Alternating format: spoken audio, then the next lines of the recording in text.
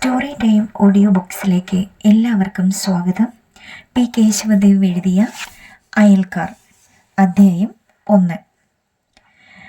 ആരാടാ എത്തി നോക്കുന്നത്? അതൊരു ഇടിമുഴക്കമായിരുന്നു. മംഗലശ്ശേരി തറവാട്ടിലെ പൂമുഖത്തുള്ള വലിയ ചാരുകസേരയിൽ നിന്നാണ് ആ ഇടിമുഴക്കമുണ്ടായത്. പടിപ്പുരയിൽ നിന്ന് അകത്തോട്ട് എത്തി നോക്കിയ കുഞ്ഞു പറയത് ഭയന്ന് പിറകോട്ട് വലിഞ്ഞു. കുഞ്ഞിനെ ഒക്കത്ത് വെച്ചുകൊണ്ട് അരികിൽ നിന്നിരുന്ന സാറ പതുക്കെ പറഞ്ഞു, അങ്ങാട്ട് കയറി ചെല്ല്, പിടിച്ച് വിഴുങ്ങിക്കളയും മറ്റുമില്ല. ബാ അപ്പാ ബാ. കുഞ്ഞു വറീദിന്റെ മകൻ വർക്കി അയാളുടെ കൈ പിടിച്ചു വലിച്ചു. കുഞ്ഞു വറീദ് ഒന്നുകൂടി എത്തി നോക്കി. പൂമുഖത്തെ ചാരുകസേരയിൽ നിന്ന് ആ ശബ്ദം വീണ്ടും മുഴങ്ങി. പടിപ്പുരയിൽ വന്ന് നിൽക്കുന്നതാരാന്ന് നോക്കട കുഞ്ഞാ, അങ്ങോട്ട് കയറി ചെല്ലാന്ന്. സാറ പിന്നെയും കുഞ്ഞു വറീദിനെ പ്രേരിപ്പിച്ചു. ചുമ്മാ, അങ്ങനെ അങ്ങോട്ട് കയറി ചെന്നാല് ആപത്തിനെ പറ്റി കുഞ്ഞു വറീദ് താക്കീത് കൊടുത്തു. കുഞ്ഞാ, കാരണവരുടെ ശബ്ദം വീണ്ടും മുഴങ്ങി. പടിഞ്ഞാറേ പറമ്പിൽ നിന്ന് ഒരു ഉണങ്ങിയ ഓലമടലും വലിച്ചുകൊണ്ട് കുഞ്ഞൻ തെക്കേ മുറ്റത്തെത്തി. ഓലമടൽ ഒതുക്കിയിട്ടിട്ട് കുഞ്ഞൻ തെല്ലൊരു സംഭ്രമത്തോടു കൂടി പറഞ്ഞു, പ്രളയമാ കൊച്ചമ്പ്രാനെ, പ്രളയം. പ്രളയമോ? എന്തോന്ന് പ്രളയം? കാരണവർ ഉദാസീനമായി ചോദിച്ചു. പച്ചാഴിക്കാരുടെ ചിറ പൊട്ടി നമ്മുടെ പടിഞ്ഞാറുള്ള പറമ്പെല്ലാം മുങ്ങി, നിലങ്ങളെല്ലാം കായലായി. ഇനിയും വെള്ളം ഇങ്ങോട്ടിങ്ങ് കയറി വരികയാ.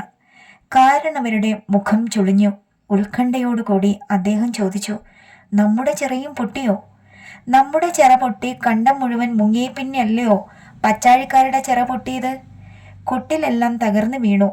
ആരാണ്ട് 2 പേര് ചത്തെന്നും കേട്ടു. പത്മനാഭപിള്ള കാരണവർ ചാരുകസേരയിൽ നിന്ന് എഴുന്നേറ്റു. അദ്ദേഹത്തിന്റെ നെറുകയിൽ കെട്ടിവെച്ചിരുന്ന മുടി പൂമുഖത്തിന്റെ മച്ചിൽ ഉരുമ്മി. തോളിൽ കിടന്ന കറുത്ത കരയിൽ നേരിയതെടുത്ത് പുതച്ചുകൊണ്ട് ദൃഢമായ കാൽവയ്പ്പുകളോടെ അദ്ദേഹം താഴത്തെ തിണ്ണയിലേക്ക് ഇറങ്ങി. അദ്ദേഹം ആജ്ഞാപിച്ചു, പടിപ്പുരയിൽ വന്ന് നിൽക്കുന്നത് ആരാണെന്ന് നോക്കു കുഞ്ഞാ. കുഞ്ഞൻ പടിപ്പുരയിലേക്ക് പോയി. പത്മനാഭപിള്ള കാരണവർ അകത്തേക്ക് നോക്കി മൃദുസ്വരത്തിൽ വിളിച്ചു, ദാക്ഷായിണി. കാരണവരുടെ ഭാര്യ ദാക്ഷായിണിയമ്മ പൂമുഖത്ത് പ്രത്യക്ഷപ്പെട്ടു. സ്നേഹവും ആദരവും നിറഞ്ഞ സ്വരത്തിൽ അവർ ചോദിച്ചു, എന്നെ വിളിച്ചോ? ആ കുട ഇങ്ങോട്ടെട്, തലയിൽ കെട്ടാനൊരു തോർത്തും. ഇപ്പോഴെവിടെ പോകാനായി കാറ്റത്ത്? മലവെള്ളം ഇങ്ങ് കയറി വരികയാ. നമ്മുടെയും പച്ചാഴിക്കാരുടെയും ചിറ പൊട്ടി. ഞാനൊന്ന് ചെന്ന് നോക്കിച്ചു വരട്ടെ. ദാക്ഷായിണി അമ്മ അകത്തേക്ക് പോയി. പത്മനാഭപിള്ള മുറ്റത്തിറങ്ങി. അപ്പോഴും തണുത്ത കാറ്റ് ശക്തിയായി അടിച്ചുകൊണ്ടിരുന്നു. നേരിയത് ശരീരത്തിൽ ഇറുക്കി പുതച്ചുകൊണ്ട് അദ്ദേഹം മേഘാവൃതമായ ആകാശത്തേക്ക് നോക്കി. കലികാലത്തിന്റെ അവസാനത്തിലാണ് പ്രളയം. കുഞ്ഞനും കുഞ്ഞുവറീദും പടിപ്പുര കടന്നു വന്നു. കുഞ്ഞുവറീദിന്റെ നിഴലെന്ന പോലെ അയാളുടെ മകൻ വർക്കിയുമുണ്ട്. പിറകിൽ കുഞ്ഞിനെ തോളിൽ കിടത്തിക്കൊണ്ട് സാറയും പടിപ്പുര കടന്നു വന്നു. അവൾ ഒഴിഞ്ഞ് പതുങ്ങി നിന്നതേയുള്ളൂ. കുഞ്ഞു വറീദ് പത്മനാഭപിള്ള കാരണവരെ താണു തൊഴുതു. നീ പാച്ചാഴിക്കാരുടെ ചിറയിൽ താമസിക്കുന്നവനല്ലേടാ? കാരണവരുടെ ചോദ്യം കാറ്റിൽ ഉയർന്നു മുഴങ്ങി. ആണേ, ഒരു സങ്കടമുണ്ടേ. കുഞ്ഞു വറീദ് വീണ്ടും താണു തൊഴുതു. നിനക്ക് സങ്കടമുണ്ടെങ്കിൽ പാച്ചാഴിയിൽ ചെന്നല്ലോടാ പറയേണ്ടത്. കുഞ്ഞു വറീദ് ദയനീയമായി കുഞ്ഞനെ നോക്കി. കുഞ്ഞൻ അറിയിച്ചു, അയാളുടെ കൊട്ടിലൊഴുകിപ്പോയെന്ന്. അതിന് ഞാനെന്ത് വേണം? അവൻ പച്ചാഴിയിൽ ചെന്ന് പറയട്ടെ. പച്ചാഴിയിൽ ചെന്ന് പറഞ്ഞേച്ച് വരികയാണേ, കുഞ്ഞു വറീദ് അറിയിച്ചു. എന്നിട്ട് വെള്ളം ഇറങ്ങുമ്പോൾ വേണമെങ്കിൽ വേറെ ഒരു കൊട്ടിൽ വെച്ച് കെട്ടിക്കാന്നു പറഞ്ഞു. വെള്ളം ഇറങ്ങിയാലും അവിടെ കൊട്ടിൽ കെട്ടാനൊക്കത്തില്ല. കുഞ്ഞൻ കുഞ്ഞു വറീദിനെ സഹായിക്കുകയാണ്. അതെന്താ? കൊട്ടിൽ നിന്നിടം കുളമായി. ചിറ പൊട്ടിയപ്പം വെള്ളം കുത്തിയൊളിച്ച് കുളം തോണ്ടി വെച്ചിരിക്കുകയാ.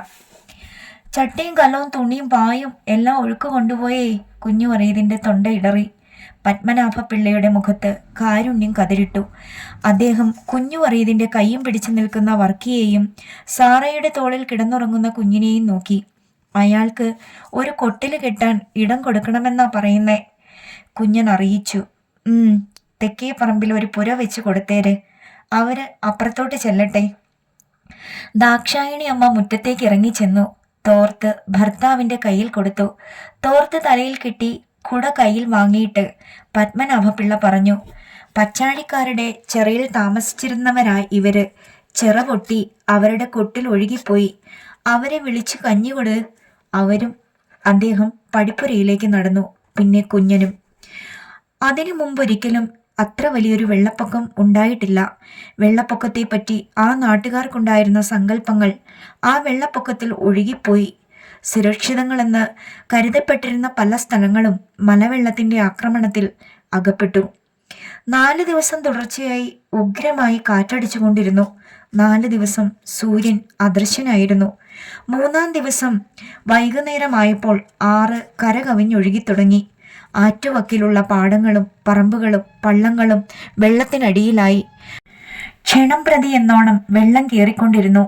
പാതിരായായപ്പോഴേക്ക് കടപിഴുതുപോയ വൻവൃക്ഷങ്ങളും അടിതെറ്റി ഒഴുക്കിൽ വീണുപോയ വന്യമൃഗങ്ങളുടെ മൃതശരീരങ്ങളും കടലിലേക്ക് പ്രയാണം തുടങ്ങി. നാട് മുഴുവൻ ഒരു ചെങ്കടലായി രൂപാന്തരപ്പെട്ടു. കൂരിരുട്ടിൽ നിന്ന് കൂവിവിളികളും ദീനരോദനങ്ങളും ഉയർന്നു. കിഴക്ക് നിന്ന് ഒഴുകി വരുന്ന ആറ് തെക്കോട്ട് തിരിഞ്ഞ് വീണ്ടും പടിഞ്ഞാറോട്ടൊഴുകി. വടക്കോട്ട് തിരിയുന്നതിനിടയിലുള്ള സാമാന്യം വിസ്തൃതമായ സ്ഥലമാണ് മുക്കോണക്കര. സാധാരണയായി വെള്ളപ്പൊക്കം ഉണ്ടാകുമ്പോൾ ആറ്റരികിലുള്ള പള്ളങ്ങളിലും വയലുകളിലും വെള്ളം കയറുമെന്നല്ലാതെ ഉള്ളിലേക്ക് കയറി വീടുകൾ ആക്രമിക്കുക പതിവില്ല. അന്നാകട്ടെ പള്ളങ്ങളെയും വയലുകളെയും അതിക്രമിച്ചു അതിനപ്പുറത്തുള്ള ഫലസമൃദ്ധമായ തോട്ടങ്ങളെ ആക്രമിച്ച് കീഴടക്കിക്കൊണ്ട് മലവെള്ളം ഇരച്ചു കയറിക്കൊണ്ടിരുന്നു.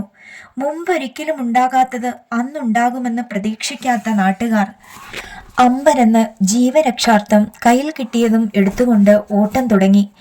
തോട്ടങ്ങളുടെ അപ്പുറത്ത് കിടക്കുന്ന വിസ്തൃതമായ വയൽ നിറഞ്ഞു വിതുമ്പി.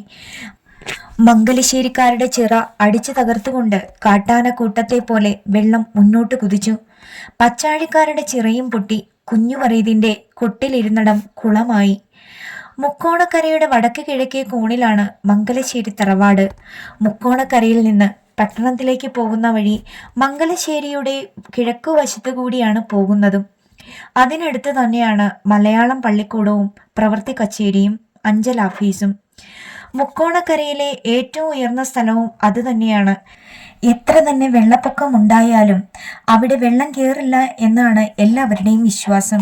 അതുകൊണ്ട് വെള്ളപ്പൊക്കത്തിൽ കുടിലുകൾ ഒഴുകിപ്പോയവരും വീടുകളിൽ വെള്ളം കയറിയവരുമെല്ലാം പള്ളിക്കൂടത്തിലും പ്രവൃത്തി കച്ചേരിയിലും അഭയം പ്രാപിച്ചു. മംഗലശ്ശേരിക്കാരുടെയും പച്ചാഴിക്കാരുടെയും ചിറകൾ പൊട്ടിപ്പോയെന്നും വെള്ളം പിന്നെയും കയറുകയാണെന്നും കേട്ടപ്പോൾ പത്മനാഭപിള്ളയ്ക്ക് ഉത്കണ്ഠയുണ്ടായി. വെള്ളപ്പൊക്കത്തിന്റെ കെടുതികൾ കുഞ്ഞു അറീതിന്റെയും കുടുംബത്തിന്റെയും സ്ഥിതിയിൽ കൂടി അദ്ദേഹം അറിയുകയും ചെയ്തു. അതുകൊണ്ടാണ് അദ്ദേഹം തണുത്ത കാറ്റിനെയും വകവയ്ക്കാതെ കുടയും എടുത്ത് വഴിയിലിറങ്ങിയത്. പടിപ്പുര കടന്ന് തെക്കോട്ട് നോക്കിയപ്പോൾ പള്ളിക്കൂടത്തിന്റെ മുമ്പിൽ ഒരു ആൾക്കൂട്ടമുണ്ട്. തല ഉയർത്തിപ്പിടിച്ച് ദൃഢമായ കാൽവയ്പ്പുകളോടെ അദ്ദേഹം സാവധാനം നടന്നു. പള്ളിക്കൂടത്തിന്റെ അടുത്തെത്തിയപ്പോഴേക്ക് കൂടി നിന്നിരുന്നവർ ഇരുവശങ്ങളിലേക്ക് ഒതുങ്ങി താണു തൊഴുതു. പള്ളിക്കൂടത്തിന്റെയും പ്രവൃത്തി കച്ചേരിയുടെയും തിണ്ണയിൽ തണുപ്പുകൊണ്ട് വിറച്ചിരുന്നവരെല്ലാം എഴുന്നേറ്റ് തൊഴുതു. മലവെള്ളത്തിന്റെ മാരകമായ ആക്രമണത്തിൽ നിന്ന് ജീവനും കൊണ്ട് ഓടി രക്ഷപ്പെട്ടവരാണ് അവരെല്ലാം. കയ്യിൽ കിട്ടിയതും കൊണ്ട് ഓടിയവരുമുണ്ട്. എല്ലാം നഷ്ടപ്പെട്ടിട്ട് ജീവൻ മാത്രം കൊണ്ട് ഓടിയവരുമുണ്ട്. വെള്ളത്തിൽ നീന്തി തുടിച്ച് നനഞ്ഞ മുണ്ടും കൊണ്ട് കര പറ്റിയവരുമുണ്ട്. ആരും ഒന്നും പറഞ്ഞില്ല. കണ്ടംപുലയൻ ഒരടി മുന്നോട്ട് വെച്ച് എന്തോ പറയുവാൻ ഭാവിച്ചു. പത്മനാഭപിള്ള ചോദിച്ചു, എന്താ കണ്ട? അടിയത്തുങ്ങള്. കണ്ടംപുലയൻ പൊട്ടിക്കരഞ്ഞു. പത്മനാഭപിള്ള പിറകോട്ട് തലതിരിച്ച് കുഞ്ഞിനോട് പറഞ്ഞു, കുഞ്ഞാ, അറയിലുള്ള നെല്ലു മുഴുവൻ എടുത്ത് കുത്താൻ കൊടുക്ക്. മരച്ചീനിയും കാച്ചിലും കിഴങ്ങും ചേമ്പും എല്ലാം പറിച്ചോ. വേഗം, എല്ലാവർക്കും കഞ്ഞി കൊടുക്കണം. വേഗമാകട്ടെ. കുഞ്ഞൻ ഓടി. അയ്യപ്പച്ചോൻ കൈകൂപ്പി മേലോട്ട് നോക്കി പ്രാർത്ഥിച്ചു, മംഗലശ്ശേരി തമ്പ്രാക്കന്മാർക്ക് ദീർഘായുസ് കൊടുക്കണേ. നിങ്ങൾ എല്ലാവരും അങ്ങ് വീട്ടിലേക്ക് ചെല്ലിൻ. അങ്ങനെ കൽപ്പന കൊടുത്തിട്ട് പത്മനാഭപിള്ള തല ഉയർത്തി ദൃഢമായ കാൽവയ്പ്പുകളോടെ വീണ്ടും തെക്കോട്ട് നടന്നു. എതിരെ വന്ന പൗലോസ് മാപ്പിള വഴിയരികിലേക്ക് ഒതുങ്ങി നിന്ന് താണു തൊഴുതു. പത്മനാഭപിള്ള ചോദിച്ചു, എന്താ പൗലോസേ, വെള്ളം ഇങ്ങോട്ട് കയറുമോ? തെക്കേ വയലും പടിഞ്ഞാറേ വയലും മുങ്ങി. പറമ്പിലോട്ട് കേറി ആലുമുക്ക് വരെ ആയിട്ടുണ്ടേ. ഇനിയും കയറുകയാണോ? കേട്ടം നിലച്ചിട്ടില്ല. ഇക്കണക്കിന് കയറിയാ ഇവിടെയും കയറും. പച്ചാഴിയിൽ വെള്ളം കയറിയോ? പച്ചാഴിക്കാരെല്ലാം അങ്ങ് തട്ടിമ്പുറത്താ. പെണ്ണുങ്ങളെയും കൊച്ചുങ്ങളെയും വള്ളത്തിൽ കയറ്റി എങ്ങാണ്ട് അയച്ചിരിക്കുക. എന്നാലും ദൈവം ഇച്ചതി ചതിക്കണ്ടായിരുന്നു. കതിര് വരാറായപ്പോഴല്ലയോ മുക്കിക്കളഞ്ഞത്. വിത്തെങ്കിലും കിട്ടുമോ പൗലോസേ? കച്ചി പോലും കിട്ടത്തില്ല. ഈശ്വര ശിക്ഷയാ. നേരും നെറിയും ഇല്ലാതായില്ലയോ? നേരും നെറിയും ഇല്ലാത്തവരെ ദൈവത്തിന് അറിഞ്ഞുകൂടായോ? അവരെ ശിക്ഷിച്ചാൽ പോരായോ? ഞങ്ങൾ എന്ത് പിഴച്ചു? ഒരു പുലയൻ പിഴച്ചാൽ പല പുലയന്റെ തല പോകുമെന്ന് കേട്ടിട്ടുണ്ടോ പൗലോസേ? എന്നാലും ദൈവം ഇച്ചതി ചതിക്കണ്ടായിരുന്നു. പത്മനാഭപിള്ള നടന്ന് വഴി പടിഞ്ഞാറോട്ട് തിരിയുന്നിടത്ത് ചെന്നപ്പോൾ വക്കീൽ ഗുമസ്തൻ കുഞ്ചുപിള്ളയും കുടുംബവും എതിരെ വരികയാണ്. കുഞ്ചുപിള്ള വിനയപൂർവ്വം ഒതുങ്ങി നിന്നു. പത്മനാഭപിള്ള ചോദിച്ചു, കുഞ്ചുള്ളയുടെ വീട്ടിലും വെള്ളം കയറിയോ? കയറിക്കൊണ്ടിരിക്കുക. മുറ്റത്തുനിന്ന് എറയത്തോട്ട് കയറുമെന്നായപ്പം കൊച്ചുങ്ങളെയും കൊണ്ട് ഞങ്ങൾ നീന്തി തുടിച്ചിങ്ങ് കയറിയതാ. ഇനി എങ്ങോട്ടാ? എങ്ങോട്ടെങ്കിലും. എല്ലാം പോയാലും പ്രാണൻ കളയാൻ ഒക്കുമോ? എന്നാൽ മംഗലശ്ശേരിയിലേക്ക് പോയിക്കോളൂ, ഞാൻ പിറകെ വന്നേക്കാം. കെട്ടുകളും ഭാണ്ഡങ്ങളും ചുമന്നുകൊണ്ട് കുഞ്ചുപിള്ളയും കുടുംബവും നടന്നു. പത്മനാഭപിള്ള പടിഞ്ഞാറോട്ട് തിരിഞ്ഞു. അദ്ദേഹം അത്താണിമുക്കിലായപ്പോൾ ഇടവഴിയിൽ നിന്ന് കോന്നൻ ചോവൻ വിളിച്ചു പറഞ്ഞു, പോലെ തമ്പ്രാനെ, അങ്ങോട്ട് പോലെ. എന്താ കോന്ന, വെള്ളം വരികയാണോ? കയറി വരികയാ. പെരുവഴിയെല്ലാം കുത്തിയൊലിച്ച് പെരുകുഴിയായി കിടക്കുക. പത്മനാഭപിള്ള അത്താണിമേൽ കയറി നിന്ന് ചുറ്റും നോക്കി. പെരുവഴിയിൽ കൂടിയും ഇടവഴിയിൽ കൂടിയും മലവെള്ളം ഇഴഞ്ഞിഴഞ്ഞ് കയറുകയാണ്. അദ്ദേഹം അത്താണിയിൽ നിന്ന് താഴെ ഇറങ്ങിയിട്ട് കോന്നൻ ചോവനോട് ചോദിച്ചു, ആൾനാശമുണ്ടായോ കോന്ന? കുറുമ്പൻ പെലാൻ അങ്ങ് കടലിലോട്ട് പോയി. അലിയാര് കുഞ്ഞിൻ്റെ മോൻ മമ്മദിനെ കാണാനില്ല. കുഞ്ഞങ്ങരൻ്റെ കിളവിത്തള്ളയെ ഒഴുക്ക് കൊണ്ടുപോയി. കുഞ്ഞങ്ങരൻ്റെ കന്നാലികളോ? എല്ലാം കെട്ടിയെടുത്ത് കിടന്ന് ചത്തു. നിന്റെ ചോത്തി മക്കൾ എവിടെ? അതാ ഞാൻ തിരക്കുന്നത്. അവരെ കരകയറ്റി വിട്ടേച്ച് ഞാൻ പിന്നെ അങ്ങോട്ടൊന്ന് പോയി ഒരു പെട്ടിയും ചട്ടിയും കലവും എടുക്കാൻ. അവനങ്ങ് പള്ളിക്കോടത്തിൽ ഇരിക്കുന്നു. പത്മനാഭപിള്ളയുടെ പിറകെ വന്ന കണ്ണം പുലയൻ പറഞ്ഞു. എന്നാ ഞാനങ്ങോട്ട് ചെല്ലട്ടെ. ചുമടെടുത്ത് തലയിൽ വെച്ചുകൊണ്ട് കോന്നൻ ചോവൻ വടക്കോട്ട് നടന്നു. കോന്നൻ ചോവനെ കാണാഞ്ഞ് അവര് നിലവിളിക്കണ്. വേഗം ചെല്ല്, കണ്ടം പുലയൻ വിളിച്ചു പറഞ്ഞു. ഇനിയും കയറുമോ കണ്ടാ? പത്മനാഭപിള്ള ചോദിച്ചു. ആകാശത്തേക്ക് നോക്കിക്കൊണ്ട് കണ്ടം പുലയൻ പറഞ്ഞു, മാനം തെളിയുന്നുണ്ട്. ഉച്ചയാവുമ്പം കേറ്റമങ്ങ് നിൽക്കും.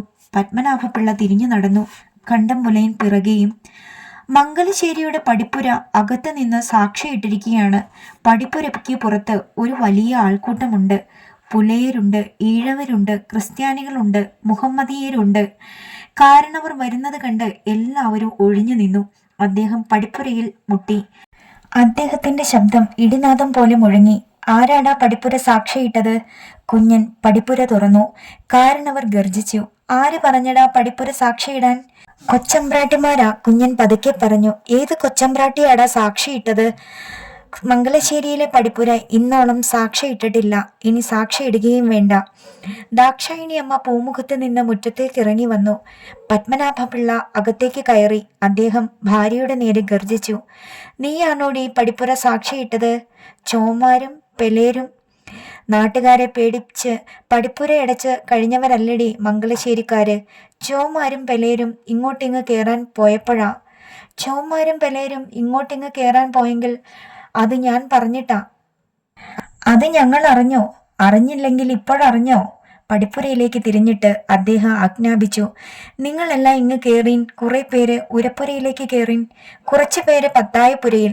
പിന്നെയും സ്ഥലം വേണമെങ്കിൽ തിണ്ണയിലെല്ലാം കയറിയിരിക്കിൻ. ദാക്ഷായിണി അമ്മ ഓടി പൂമുഖത്ത് കയറി. അകത്ത് നിന്ന് 2-3 സ്ത്രീകൾ അമർത്തിയ സ്വരത്തിൽ അമർഷത്തോടുകൂടി എന്തൊക്കെയോ പറഞ്ഞു. അന്നോളം പുലയരാരും മംഗലശ്ശേരിയിലെ പടിപ്പുരയ്ക്കകത്ത് കയറിയിട്ടില്ല. ഈഴവരാരും മുറ്റത്ത് ചവിട്ടിയിട്ടില്ല. അലിഖിതവും അലംഘനീയവുമായ നിയമമാണത്. കുഞ്ഞിന് മാത്രമേ ആ നിയമം ബാധകമല്ലാതുള്ളൂ. അന്നാകട്ടെ ഈഴവരും പുലയരും ക്രിസ്ത്യാനികളും അവരുടെ ചട്ടിയും കലവും കെട്ടും ഭാണ്ഡവും കൊണ്ട് ഉരപ്പുരയിലും പത്തായപ്പുരയിലും വീട്ടുതിണ്ണയിലും കയറിയിരിക്കുകയാണ്. വിശേഷാൽ ഒന്നും സംഭവിക്കാത്തതുപോലെ പത്മനാഭപിള്ള ചാരുകസേരയിൽ കയറിയിരുന്ന് മുറുക്കു തുടങ്ങി. അദ്ദേഹം ജാതി വിശ്വാസിയാണ്. അയിത്തവും തീണ്ടലുമുണ്ട് അദ്ദേഹത്തിന്. പക്ഷേ അന്ന് അദ്ദേഹം ജാത്യാചാരങ്ങളെല്ലാം മറന്നു. നാടിന് സംഭവിച്ച ആപത്ത് കണ്ടപ്പോൾ, നാട്ടുകാരുടെ നിസ്സഹായത കണ്ടപ്പോൾ ജാതി ആചാരങ്ങളെ അതിക്രമിച്ച് അദ്ദേഹത്തിന്റെ മനുഷ്യത്വം ഉയർന്നു. ആത്മസംതൃപ്തിയോടുകൂടി മൂർക്കുകയാണ് അദ്ദേഹം. അകത്തെ പെറുവെറുപ്പിന്റെയും മുറുമുറുപ്പിന്റെയും പ്രതിനിധിയെ എന്നോണം ദാക്ഷായണി അമ്മ പൂമുഖത്തേക്ക് വന്നു. പത്മനാഭപിള്ള മൃദുവായ മന്ദഹാസത്തോടെ ഭാര്യയോട് പറഞ്ഞു, ആപത്ത് കാലത്ത് അയിത്തവും ജാതിയും ഒന്നും നോക്കാനൊക്കത്തില്ല ദാക്ഷായണി.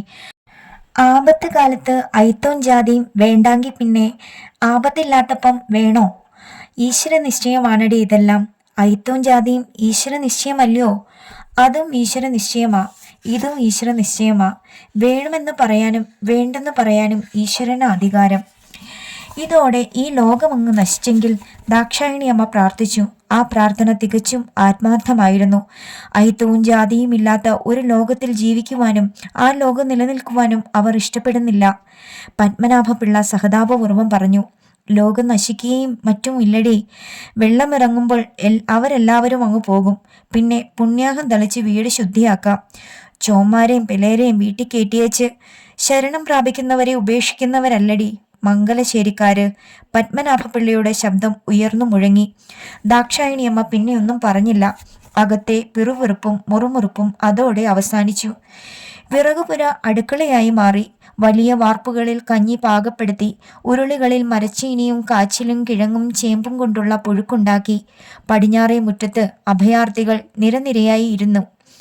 കുഞ്ഞിന്റെ നേതൃത്വത്തിലും പത്മനാഭപിള്ളയുടെ രക്ഷാധികാരത്തിലും എല്ലാവർക്കും കഞ്ഞി കൊടുത്തു. അങ്ങനെ 2-3 ദിവസം 2 നേരം വീതം കഞ്ഞി കൊടുപ്പ് തുടർന്നു.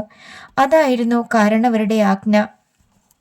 ആ ആജ്ഞ കാരണവർക്കും അഭയാർത്ഥികൾക്കും തൃപ്തികരമാം വിധം കുഞ്ഞൻ നിറവേറ്റുകയും ചെയ്തു.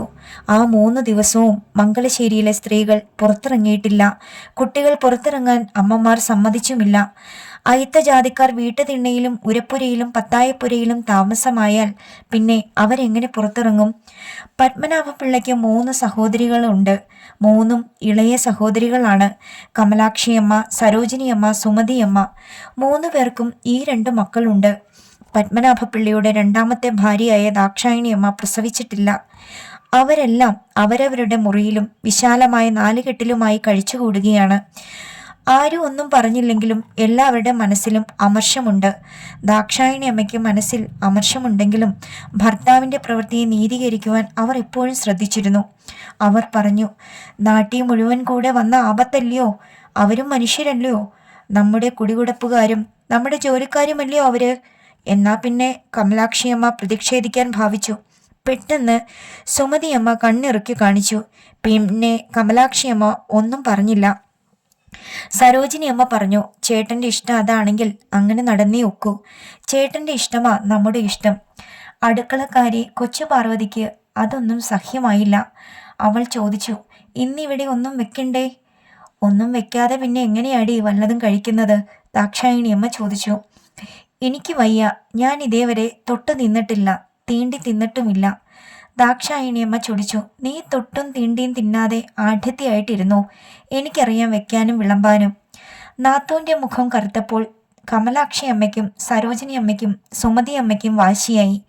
സുമതിയമ്മ പറഞ്ഞു, ആഢ്യത്തികളൊന്നും അടുക്കളയിൽ കയറണ്ട, എനിക്കറിയാം വെക്കാനും വിളമ്പാനും. അത്രയും ആയപ്പോഴേക്ക് കൊച്ചു പാർവതി അടുക്കളയിൽ കയറി പാചകം ആരംഭിച്ചു.